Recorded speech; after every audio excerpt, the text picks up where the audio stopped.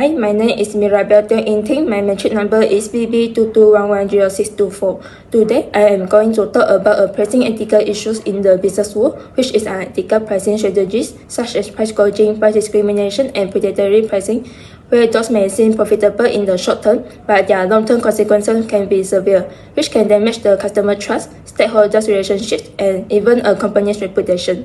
In this video, I will talk about how these unethical pricing strategies affect businesses, consumers, society, and how applying ethical principles like deontology can help us make better decisions for long-term success. Unethical pricing strategies are especially common in today's competitive, consumer-driven marketplaces. The three major unethical pricing strategies are price gouging, price discrimination, and predatory pricing.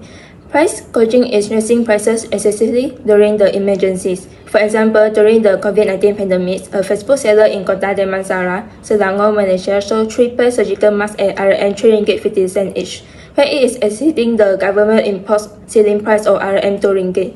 Price discrimination is charging different prices to different groups for the same products. For example, in the airline industry, such as Asia Airline, where the ticket prices can vary dramatically depending on when and how a customer books. Moreover, predatory pricing is setting prices so low that it drives competitors out of the businesses. For example, Walmart has used the predatory pricing to drive competitors out of the businesses by selling the goods below the cost. These unethical pricing strategies impact multiple stakeholders such as businesses, employees, consumers, and society. Businesses may face public backlash, fines, and lasting brand damage. Employees experience low moral and ethical stress when forced to follow questionable pricing policies. Consumers feel exploited, leading to a breakdown in trust and loyalty. Society suffers from inequality and monopolies, especially when essential items become unaffordable during a crisis. To navigate these ethical dilemmas, we turn to the deontological ethical framework, which focuses on duties and moral principles rather than just outcomes. According to deontology, price gouging is unethical because it violates the duty to treat customers fairly. Predatory pricing disrespects fair competition. And price discrimination, especially when hidden or obvious, undermines the trust and the fairness. This approach reminds us that how we act is just as important as the result we achieve.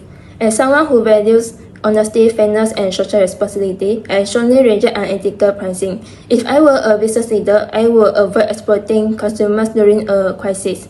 I will use price discrimination only to help vulnerable groups, like offering discounts to students or senior citizens, and I will resist predatory pricing even if it means sacrificing short-term gains.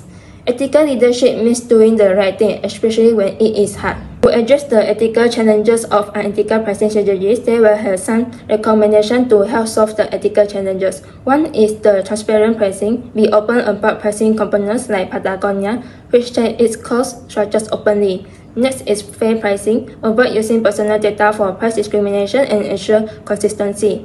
Moreover, value-based pricing. Offer genuine value for the price like Costco. Provide high quality and affordable goods.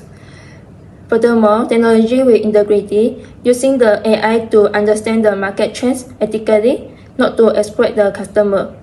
Lastly, institutionalize ethics. Build the pricing ethics into company policy, training, and leadership culture. In conclusion, unethical pricing might boost short-term profits, but the long-term cost is too high. By applying ethical frameworks like deontology and committing to fairness, transparency, and customer respect, businesses can foster trust, support their employees, and uplift society. And as future leaders, we must lead by example by upholding the values of honesty, fairness, and integrity, even when it is not the ideal path. It is because ethical business isn't just good morals, but it is also a good strategy. That's all from me. Thank you.